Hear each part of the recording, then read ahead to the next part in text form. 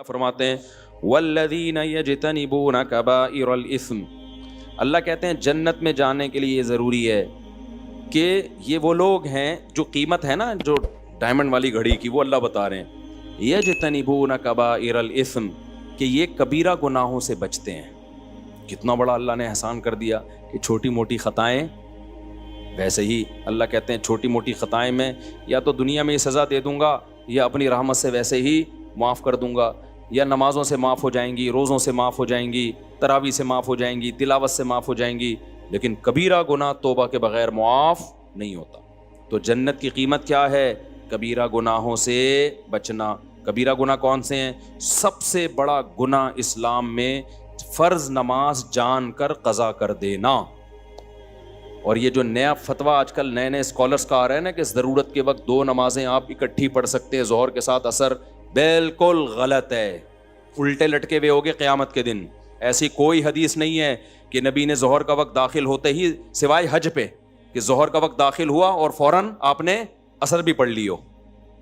سفر کے بارے میں تو ائمہ کا اختلاف ہے، اس میں بھی یہ قول زیادہ مضبوط ہے دلیل کے لحاظ سے کہ اس میں جمع صورتاً جمع کی ہے، ظہر کو عصر کے قریب لے کر گئے، عصر کو مقدم کیا، لیکن وہ پھر بھی اختلافی مسئلہ، اس پہ میں انشاءاللہ دلائل سے کلپ ریکارڈ کرواؤں گا۔ لیکن یہ جو آج کل لوگوں نے شروع کر رکھا ہے نا، وہی انجینئر کو سن کے کہ جی ایکچولی یوں ہیں تو شاپنگ کے لیے جانا ہے، قضا کرو گے نماز الٹے لٹکے ہوئے ہوگے۔ اللہ کہے گا میں نے، تو انجینئر کو فوکس کر رہا ہے، ایک حوالہ اس نے دے دیا، تو میں جو قرآن میں الحمد سے لے کے والناس تک 20 دفعہ کہہ چکا ہوں نمازوں کی حفاظت، نمازوں کی حفاظت، نمازوں کی حفاظت، تو یہ کون سی حفاظت ہے کہ ظہر کا وقت داخل ہوتے ہی آپ عصر بھی پڑھ رہے ہو ساتھ میں، مغرب کو آپ عشاء میں لے کے جا رہے ہو، یا مغرب کا وقت داخل ہوتا ہی عشاء بھی پڑھ رہے ہو؟ یہ حفاظت ہے یا ضائع کرنا ہے؟ یہ عبداللہ بن مسعود کہتے ہیں جب قرآن کہتے ہیں نا ہر نماز کی حفاظت کرتے ہیں ایمان والے، تو حفاظت کا مطلب کیا ہے؟ ہر نماز اپنے ٹائم پہ پڑھنا۔ سمجھتے ہو کہ نہیں سمجھتے؟ تو یہ کوئی عذر نہیں ہے کہ آپ کو کسی نے ریفرنس دے دیا اور آپ نے فوراً فتویٰ چینج کر لیا۔ تو یہ ریفرنس کی آپ ڈیپ میں گئے ہو؟ پرسوں 3 دن پہلے میرے پاس بندہ آ گیا کہ جی نبی نے ظہر عصر اکٹھی پڑھی ہے ظہر کے وقت میں۔ میں نے کہا کون سی حدیث ہے؟ دکھایا تو عربی میں وہ نہیں، الفاظ نہیں تھے۔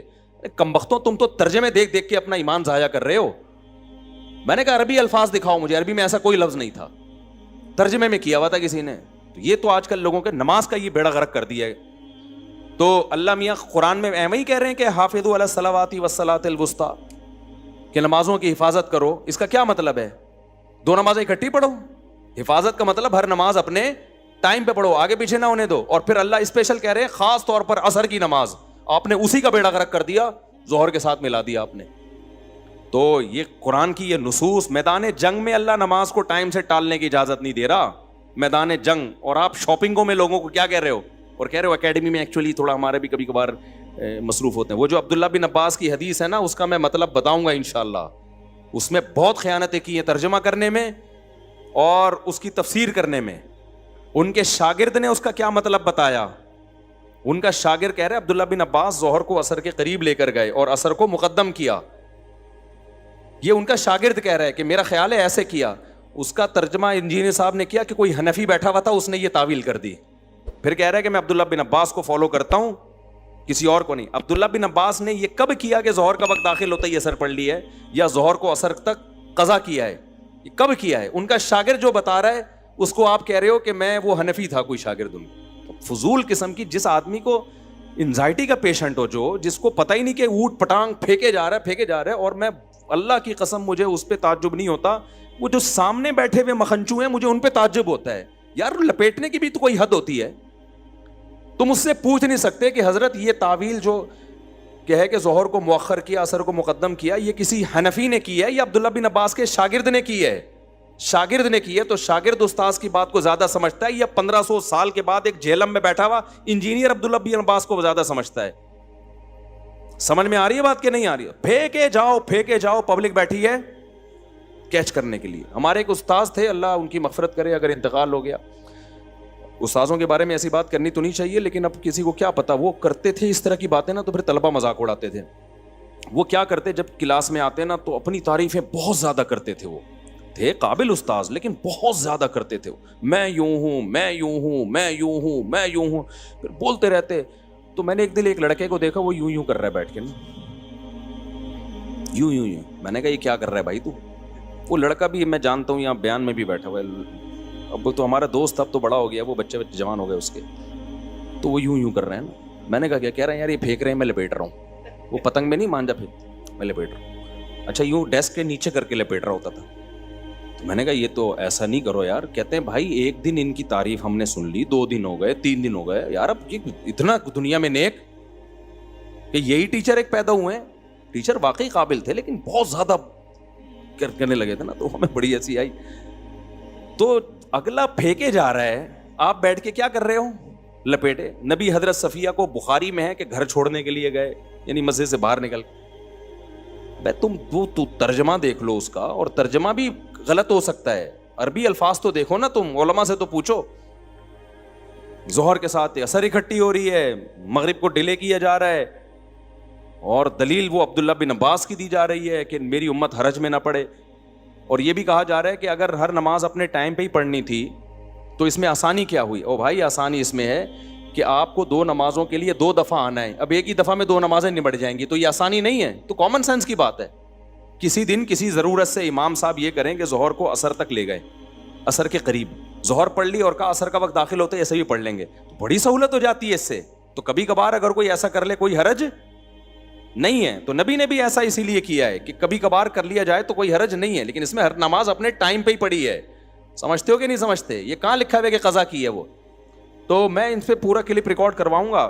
تو ابھی تو صرف یہ بتانا ہے کہ ابھی جب آپ وہاں اکیڈمی میں بیٹھا کریں تو یوں کیا کریں، یوں جب بھی بولا کریں ٹھیک ہے، لپیٹنے کے لیے بہترین چیز ہے. صحیح ہے نا؟ باقی متاثر نہ ہوا کریں. یہ ریسرچ بھائی، اٹ از کالڈ ریسرچ، وہ کوئی ریسرچ نہیں ہے. عبداللہ بن عباس سے سنن نسائی میں خود یہ تعویل منقول ہے کہ ظہر کو مقدم کیا، ظہر کو مؤخر کیا، عصر کو مقدم. اور دوسری کتابوں میں ان کے شاگرد کہہ رہے ہیں کہ ایسا کیا ہے. تو ان کو کہہ رہے ہیں وہ کسی حنفی نے بول دیا ہوگا میں تو ابن عباس کو فالو کرتا ہوں. ابن عباس کو آپ فالو نہیں کر رہے، آپ ابن عباس پر وہ چیز تھوپ رہے ہو جو آپ کی اپنی ذاتی رائے ہے، جس سے عبداللہ بن عباس بری ہیں. سمجھتے ہو کہ نہیں سمجھتے؟ تو ہر نماز، کیونکہ مجھے لوگوں نے بتایا کہ دفتروں میں لوگ شروع کرتی ہے ظہر کے ساتھ اکٹھی عصر بھی پڑھ رہے ہیں. تو یہ اللہ جو کہہ رہا ہے عصر کی حفاظت کرو، اور میدان جنگ میں بھی اللہ نمازوں کے طریقے بتا رہا ہے، تو یہ اس تکلف کی کیا ضرورت تھی؟ تو یہ نماز اپنے ٹائم پہ پڑھو، ایک ہی چیز رہ گئی ہے. تو اس لیے اللہ نے کیا فرمایا؟ والذین یجتنبون کبائر الاثم، تو کبیرہ گناہوں سے بچتے ہیں. کبیرہ میں سب سے پہلے نماز کا ضائع کرنا ہے، دوسرا زنا کرنا، قتل کرنا، ماں باپ کو، بولو منہ سے جلدی لو، ماں باپ کو ستانا، تکلیفیں پہنچانا، پھر چوری کرنا جس پہ حد جاری ہوتی ہے، اور ہومو سیکشولیٹی یہ بھی کبیرہ گناہ ہے، اور سود کھانا، بینک میں جاب کرنا، سودی بینک میں، کیونکہ آپ سود میں تعاون کا ذریعہ بن رہے ہیں. علماء کہتے ہیں کبیرہ گناہ وہ گناہ ہے، ہر وہ گناہ جس پہ جہنم کی وعید ہو یا اللہ اس کے رسول کی طرف سے لعنت ہو. تو نبی نے سود دینے والے لینے والے پر بھی لعنت، سودی لین دین پہ گواہ بننے والے پر بھی لعنت، سودی لین دین کے کو لکھنے والے پر بھی لعنت کی ہے. تو یہ بھی کبیرہ گناہ میں داخل ہے. انشورنس میں جاب کرنا، انشورنس، کیونکہ وہ سود اور جوئے کا مجموعہ ہے، وہ بھی کبیرہ گناہ میں داخل ہے. عورت کا کبھی کبھار بے پردگی ہو جائے تو صغیرہ، مکمل مسلسل بے پردہ رہنا، مسلسل جیسے کہ عادت ہی ہوتی ہے، تو وہ کس میں داخل ہے؟ منہ سے پھوٹ، کبیرہ میں داخل ہے. کبھی بد نظری ہو گئی غلطی سے، صغیرہ میں داخل ہے. بد نظری کی عادت پڑ جانا، بولو کبیرہ میں داخل ہے.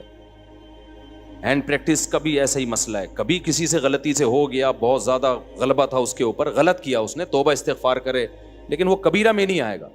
لیکن یہ کام جو کرتا ہے ایک دفعہ نہیں ہوتا، اس سے یوز ٹو ہوتا ہے. تو جب آپ یوز ٹو ہو گئے تو یہ کس میں آ گیا؟ صغیرہ گناہ کا جب اصرار ہونا، کرتے رہو، تو وہ کبیرہ میں داخل ہو جاتا ہے. وہ سمجھتے ہو کہ نہیں سمجھتے؟ اسی طرح اور بہت سارے گناہ ہیں. رشتہ داری توڑنا، 1 سال ہو گیا بہن سے بات نہیں ہو رہی، 1 سال ہو گیا سگے بھائی سے منہ بنایا ہوا ہے، پھپھو سے منہ بنایا ہوا ہے، خالہ، یہ جو محرم رشتے ہیں یہ ان سے صلہ رحمی فرض ہے. کبھی کبھار ہو جاتی ہیں اونچ نیچ، اتنے لمبے عرصے کے لیے قطع تعلق کر لیتے ہیں، تو یہ بھی کس میں داخل ہے؟ رشتہ داری توڑنا اسلام میں چھوٹا گناہ بولو نہیں ہے. تو یہ موٹے موٹے گناہ ہیں. کبھی کبھار کسی کی ہلکی پھلکی غیبت ہو گئی، صغیرہ میں داخل ہے. غیبت کا تعلق اس سے ہے کہ غیبت کر کے اگلے کو ذلیل کتنا کر رہے ہو. تھوڑی سی انسلٹ ہوئی تو صغیرہ، بڑی انسلٹ ہوئی تو کبیرہ. سمجھ رہے ہو؟ اس کی مثال ایسے ہے، ایک آدمی نے کہیں ہلکا سا چھوٹا سا کوئی جرم کر لیا، معمولی سا، آپ نے دیکھ لیا اس کو، آپ نے لوگوں کو بتا دیا، اللہ نے اس پہ پردہ ڈالا ہوا تھا، آپ نے بتا دیا کہ یہ جو ہے نا گھنٹی بجا کے بھاگ رہا تھا، ایک مثال دے رہا ہوں، تو اس سے کوئی زیادہ ذلیل نہیں ہو جائے گا سوسائٹی میں، تو یہ غیبت بھی صغیرہ کہلائے گی. لیکن آپ نے اس کو زنا کرتے ہوئے دیکھ لیا یا کوئی اور جرم کرتے ہوئے، اللہ نے اس کے گناہ پہ کیا ڈالا ہے؟ پردہ. تو اسلام بھی کہتا ہے کیا ڈالو؟ اس کو سمجھاؤ جا کے، آپ دنیا میں کیوں ذلیل کر رہے ہو؟ آپ نے جا کے فوراً لوگوں کو بتا دیا یہ کر رہا ہے. یہ جتنا بڑا جرم زنا ہے نا، اس سے بڑا جرم آپ نے کر لیا، اور اب اپنے ذلیل ہونے کے لیے تیار ہو جاؤ. سمجھ رہے ہو؟ حدیث میں آتا ہے کہ جو کسی کی مصیبت پہ خوش ہوتا ہے نا، اس کا خطرہ ہے کہ اللہ اس کو اس عذاب میں ڈال دے. یہ مصیبت ہی ہے نا، زنا کر لیا اس نے. آج میڈیا پہ کیسے چیزیں وائرل کرتے ہیں، خفیہ ویڈیو لیک ہو گئی، ہوٹل کی ویڈیو لیک ہو گئی، فلانے کی خفیہ ویڈیو لیک ہو گئی. کمال کی بات ہے، لیک ہونے والے کو کوئی برا نہیں کہہ رہا ہوتا، لیک کرنے والے کو کوئی برا نہیں کہہ رہا ہوتا. کیا دنیا میں سارے ایسے ہیں کہ وہ ان کا کبھی کوئی چھپ کے کوئی گناہ ہی نہیں کیا انہوں نے؟ اگر اللہ سب کو ایکسپوز کر دے. عامر لیاقت کی بیوی نے کیا کیا تھا؟ اس کی برہنہ ویڈیو شائع کر دی. اس وقت سارے کلپ عامر لیاقت کے خلاف بن رہے تھے. میں حیران تھا، اس کی بیوی کو کوئی کچھ نہیں کہہ رہا. کتنی بڑی مجرم تھی وہ عورت، کتنی ذلیل عورت تھی وہ، کہ جو میاں بیوی کے خاص معاملات ہوتے ہیں اس میں وہ بے شرم عورت جو ہے اس کے بغیر کپڑوں کی ویڈیو وائرل کر رہی ہے، اور لوگ اسے ایک لفظ کہنے کے لیے تیار نہیں ہے. سارا نزلہ عامر لیاقت پہ اتار رہے ہیں. تو یہ ہماری سوسائٹی کا نا بہت بڑا عیب ہے کہ جو گناہ کچھ وائرل کر رہا ہے اس کو ایک لفظ نہیں بولا جاتا، اور سارا نزلہ اس پہ جو چھپ کے گناہ کر رہا ہے. جو چھپ کے کر رہا ہے تو شریعت نے تو اس پہ پردہ ڈالنے کا حکم دیا ہے. ہاں کھلے عام کر رہا ہے تو پھر اس کو ذلیل کرتے پھرو. تو یہ بہت بڑا المیہ ہے ہماری سوسائٹی کا بھائی. بتا رہے ہوتے ہیں مزے لے لے کے اس نے یہ کیا، اور پھر ان میں اکثر جھوٹ بھی ہوتا ہے، ہمیشہ سچ نہیں ہوتا اس میں. تو اس لیے، اور خاص طور پہ طلاق کے بعد نا یہ ذہن میں رکھو، میاں بیوی ایک دوسرے پہ الزام لگاتے ہیں، ان الزاموں کو کبھی ویلیو نہ دیا کرو. شوہر کہتے ہیں میری بیوی غلط تھی اس لیے میں نے طلاق دے دی. بولو تو الو کا پٹھا ہے، جب دے دی ہے تیری بیوی نہیں ہے تو شرم نہیں آتی کسی اجنبی عورت کے بارے میں ایسی باتیں کرتا ہوا؟ بس نہیں اچھی تھی تو نے چھوڑ دیا نا، تو تیرا کام تھا کر لیا. اب کیوں بول رہا ہے کہ وہ ایسی تھی وہ ویسی تھی؟ میڈیا پہ جب بھی کوئی بغیرت آیا کرے نا، طلاق دے کے بولا کرے میری بیوی نے یہ کیا اس لیے میں نے چھوڑا، اس بغیرت گالیاں لکھ کے دیا کرو. گالیوں کا اثر پڑتا ہے. آپ سمجھ رہے ہو کہ اس پہ اثر نہیں ہوگا اثر. جب گالیاں جائیں گی نا دبا کے، وہ پڑھے گا کمنٹس، اس کی نیندیں اڑیں گی، بولے گا میں نے غلط کر دی. اور اسی طرح عورت اپنے شوہر پہ الزام لگا رہی ہو نا علیحدگی کے بعد، اس نے یہ یوں تھا، یہ یوں تھا، یہ یوں کرتا تھا، یہ لڑکیوں سے باتیں، اس کو بولو تو ہے ایک نمبر کی کیا ہے، بے شرم ہے. جب تیرا میاں نہیں ہے تو تجھے کیا لینا دینا؟ تو یہ ہماری سوسائٹی میں نا، اور میڈیا والے بھی چسکے لیتے ہیں بالکل، تو بہت مزے لے لے کے اس کو وائرل کر رہے ہوتے ہیں. تو یہ اسلام میں حرام ہے، گناہ بولو کبیرہ ہے. اسی طرح بھائی کہتے ہوئے ڈر لگتا ہے لیکن مسئلہ ہے میں چھپا نہیں سکتا، مرد کے لیے داڑھی کاٹنا بھی گناہ ہے، بولو کبیرہ ہے.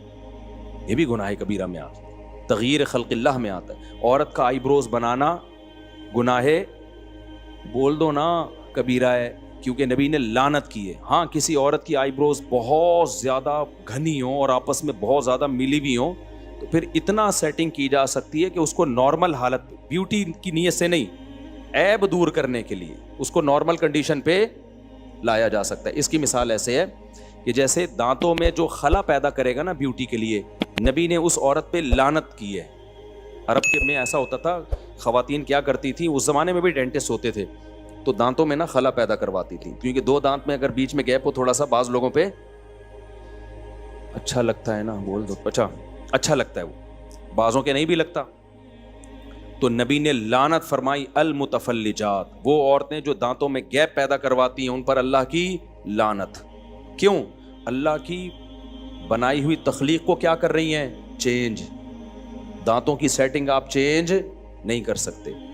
آپ کی ناک جیسی ہے اللہ نے گاڈ گفٹڈ ہے، اس کو چینج مت کرو کہ آپریشن کر کے اتنی باریک نہ. وہ ڈاکٹر دکھا رہے ہوتے ہیں یہ والی ناک پسند ہے، یہ مائیکل جیکسن کی ہے، یہ فلانے کی ہے، یہ فلانے کی ہے، کون سی سوٹیبل ہے؟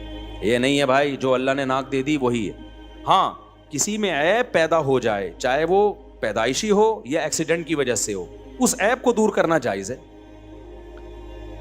اب ایکسیڈنٹ ہوا, اچھی بلی ناک دائیں بائیں ہو گئی, تو اس کو سیٹنگ پہ لا سکتے ہو بھائی.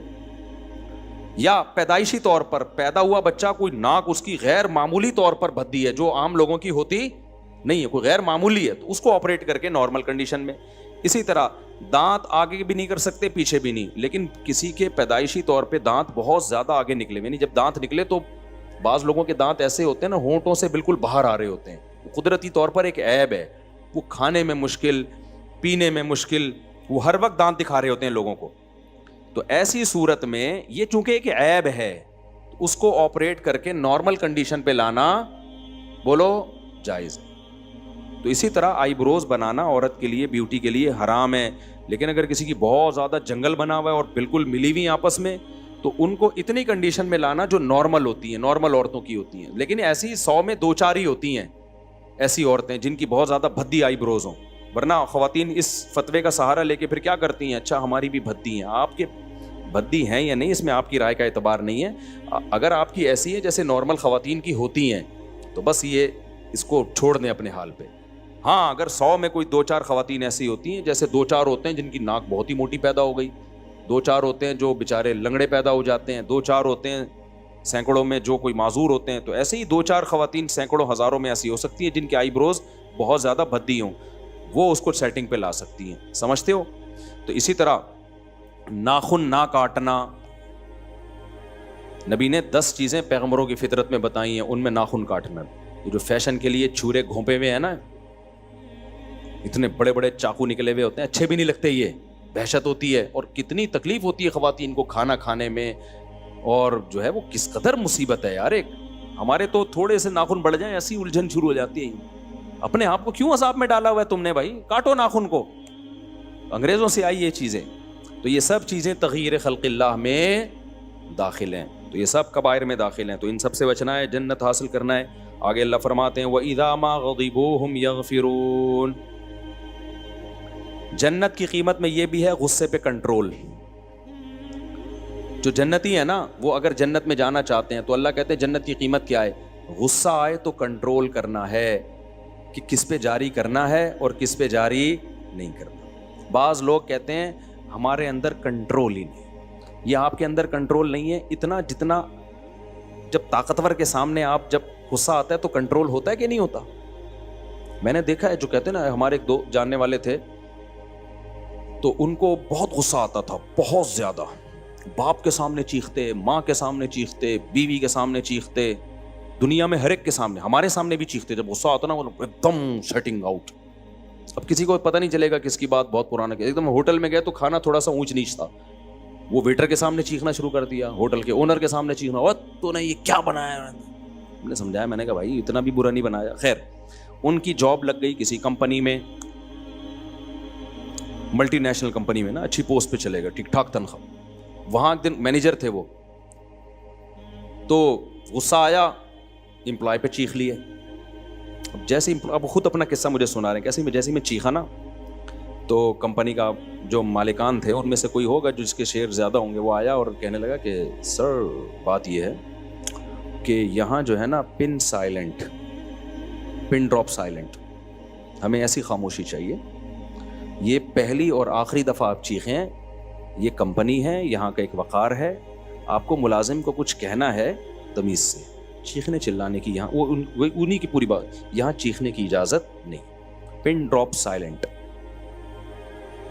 ورنہ آپ کو ہم فوری طور پر کمپنی سے چلتا کر دیں. وہ دن اور اس کے بعد کئی سال گزر گئے, وہ کہتے تھے میں کبھی بھی چیخا نہیں. ظاہر لاکھوں روپے کی تنخواہ دی جا رہی تھی. تو مجھے اس سے بڑی عبرت ہوئی. میں نے کہا دیکھو, اللہ میاں کہتے ہیں باپ کے سامنے مت چیخو, ہم کہتے ہیں اللہ نے بڑا مشکل حکم دے دیا. اللہ میاں کہتے ہیں ماں کے سامنے مت چیخو, ہم کہتے ہیں بڑا مشکل ہے, لیکن سب چیخ رہے ہوتے ہیں. فوج میں نہیں دیکھا ہوگا کوئی فوجی اپنے آفیسر کے سامنے چیخا ہو, پولیس میں نہیں دیکھا ہوگا کوئی پولیس والا اپنے آفیسر کے سامنے, اور اگر چیختا ہے تو پھر سزا بھی ملتی ہے ٹائٹ والی, اس کو ایسے معاف نہیں کر دیا جاتا کہ ایکچولی تم کچھ بلڈ پریشر کے مریض ہو تو کوئی بات نہیں, پہلے بی پی لو کرو پھر آنا ہمارے پاس. تو تو اس لیے میرے بھائی اللہ میاں نے کہہ دیا جنت کی قیمت چاہیے تو غصے پہ کنٹرول بولو کرنا پڑے گا, اور پھر بھی اگر ہو جائے تو توبہ استغفار کرو, مایوس نہ ہو. تو نبی نے فرمایا جس کو غصہ آیا اور وہ غصہ جاری کرنے پر قادر بھی تھا, سامنے والا کمزور ہے, یہ مار سکتا ہے اس کو, اللہ کی رضا کے لیے غصہ پی گیا, فرمایا اللہ قیامت کے دن اس کو تمام مخلوق کے سامنے بلائیں گے اور یزوجہ من الحور العین ما یشاء, اسے کہیں گے یہ جتنی حوریں کھڑی ہیں نا ان میں جو تجھے پسند ہو اس سے نکاح کر لے. تو سمجھتا ہے کہ نہیں سمجھتا؟ یہ حور کا مہر ہے. اب سوال پیدا ہوتا ہے غصے میں اور حور سے شادی میں مناسبت کیا ہے یار؟ بے بھائی غصے پہ کنٹرول, کمزور پہ غصہ آیا دل چاہ رہا چپیٹ لگا دوں, کمزور کھا سمجھ کے ترس کھا کے اس کو چھوڑ دیا کہ اللہ کے لیے کیا کر دو, معاف کر دو. باپ پہ غصہ آیا برداشت کر لیا, کس کے لیے یار؟ باپ کے تو اللہ نہ بھی ہونا ویسے ہی برداشت کرنا چاہیے یار, کتنے احسانات ہیں اس کے, چپ کر کے سنتے رہا کرو ابا کی. اللہ کا حکم نہ بھی ہوتا تو باپ خود بھی تو اس کی کوئی ویلیو ہے کہ نہیں ہے؟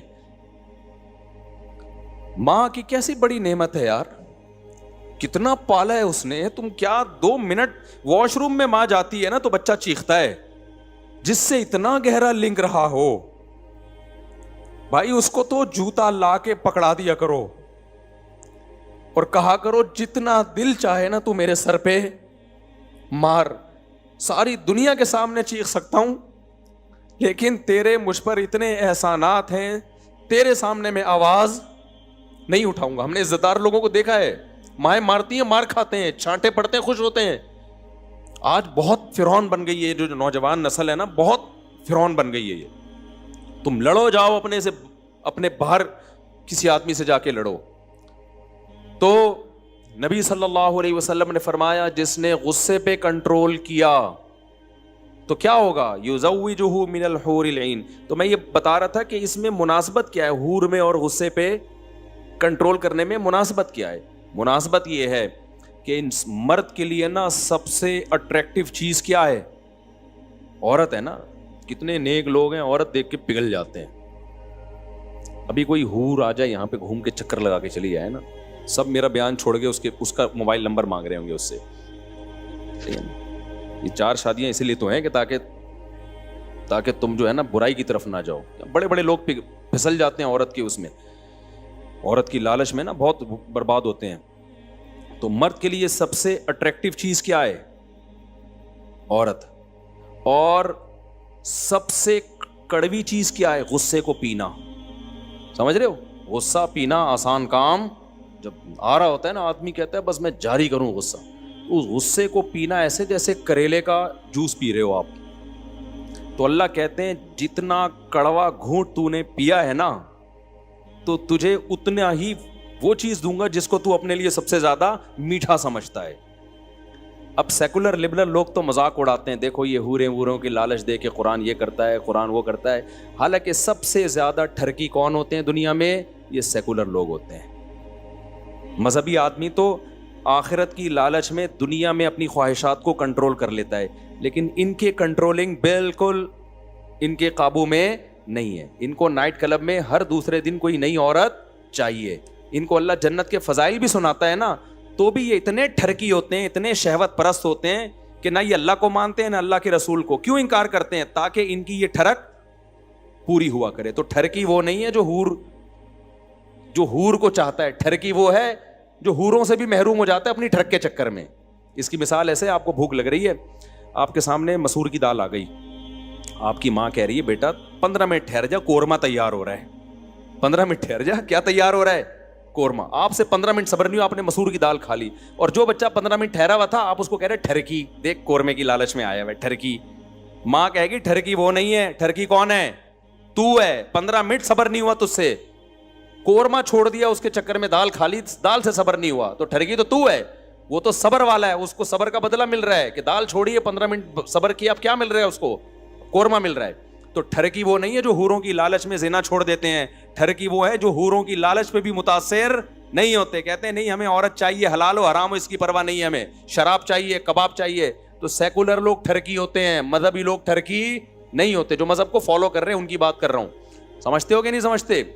تو بھائی ہم تو اللہ کی نعمتوں کا سن کے بہت خوش ہوتے ہیں, کیونکہ ہمیں تو آخرت میں حوریں چاہیے. جس کو نہیں چاہیے وہ نہ کرے بھائی, تمہیں نہیں ملیں گی, ہم تو چاہیے. جب مل رہی ہوں گی نا پھر یہ سیکولر لوگ سب سے زیادہ کیا ہوں گے, یہ سب سے زیادہ ٹینشن میں ہی ہوں گے. تو ہم تو جب اللہ شراب کی نعمت بیان کرتا ہے جنت میں ملے گی, ہم اس پہ بھی کیا ہوتے ہیں, خوش. جب اللہ دودھ کی نہروں کا تذکرہ کرتا ہے ہم اس پہ بھی کیا ہوتے ہیں, خوش, کیونکہ ہمیں تو تازہ دودھ پسند ہے. اللہ کہتے ہیں انگور انار کے باغات ہوں گے, ہم اس پہ بھی کیا ہوتے ہیں, خوش, کیونکہ ہم فنٹر بننے کی کوشش نہیں کرتے. اللہ ہمیں تو انار بھی اچھے لگتے ہیں, ہمیں تو انگور بھی اچھے لگتے ہیں. ساری نعمتیں جب اللہ بیان کرتا ہے بھائی ہم تو محتاج ہیں, ہم تو فنٹر گیری میں نہیں آتے. تو بالکل اس کی مثال ایسے ہے, ہمارے حضرت ایک دعوت پہ گئے, بس بیان جلدی سے میں 2-4 منٹ میں ختم کرتا ہوں.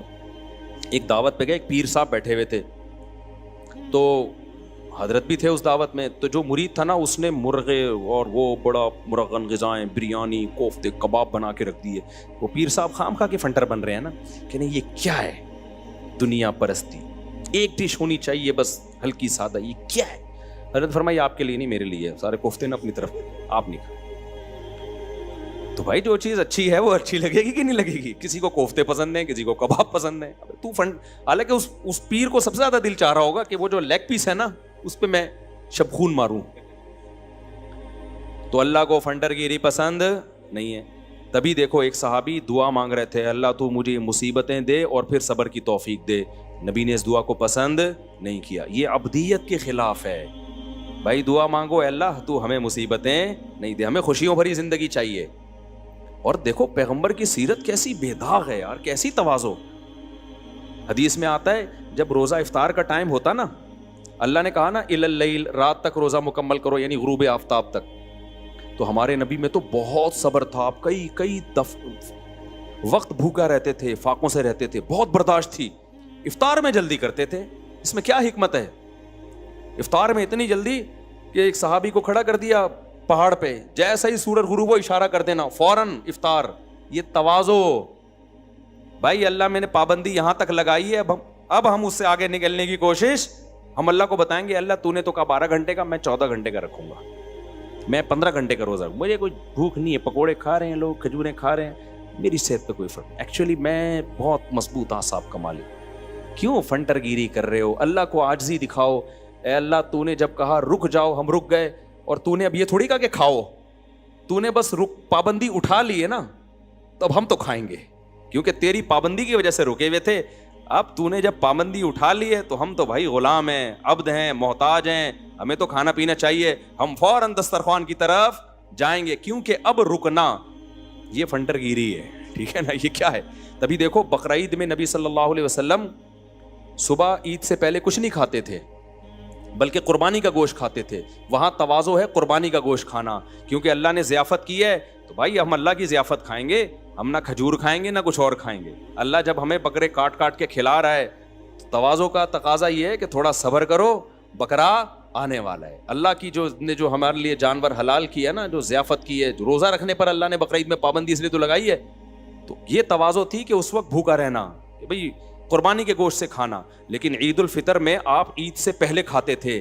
کیوں؟ یہ بتانے کے لیے کہ رمضان ختم ہو گیا. اب اگر نہ کھاتے نا تو لوگ کہتے ہیں اب کیونکہ نہ کھانے کی عادت پڑ چکی ہے تو یوز ٹو ہو گئے ہیں, تو کوئی بات نہیں, اب ہمیں عادت ہو گئی ہے, اب ہم کوئی صبح ناشتہ ہمارے لیے ضروری نہیں, اب ہم اپنے 12 بجے 1 بجے کھا لیں گے. نہ, نبی صلی اللہ علیہ وسلم نے عید کی نماز سے پہلے کھایا, کھجور کھائی. حالانکہ آپ کھانے پینے کے شوقین نہیں تھے. اس میں علماء نے حکمت بتائی ہے, اس لیے کھایا یہ بتانے کے لیے کہ آج اللہ کی طرف سے ہم پر پابندی نہیں ہے. اب نہیں ہے تو ہم تو کھائیں گے بھائی.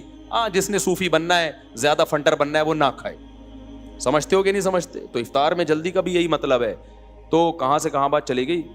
یہ کس بات پہ میں نے اتنے واقعہ سنا ہے یار؟ ایک تو یہ موضوع سے میں ہٹ جاتا ہوں نا. ابے یہ بات کیا چل رہی تھی ہے؟ ہاں تو حوروں کا میں کہہ رہا تھا.